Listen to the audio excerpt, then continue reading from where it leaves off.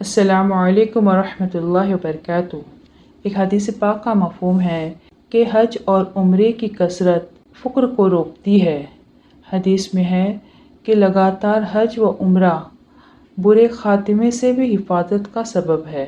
حدیث میں ہے کہ حج کرو مالدار بنو گے، سفر کرو صحت یاب ہوگے، یعنی تبدیل آب و ہوا اکثر صحت کا سبب ہوتی ہے اور بہت کثرت سے اس کا تجربہ ہوا ہے۔ لگاتار حج و عمرہ فقر اور گناہ کو ایسا دور کرتے ہیں جیسا آگ کی بھٹی لوہے کے میل کو دور کرتی ہے۔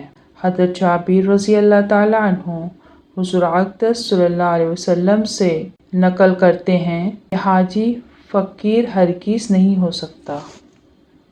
حاجی جن کے لیے دعائیں مغفرت کرتا ہے وہ قبول ہوتی ہے۔ ایک حدیث میں آیا ہے کہ مجاہد اور حاجی اللہ کے وفد ہیں، جو مانگتے ہیں وہ ان کو مل جاتا ہے، جو دعا کرتے ہیں وہ قبول ہوتی ہے۔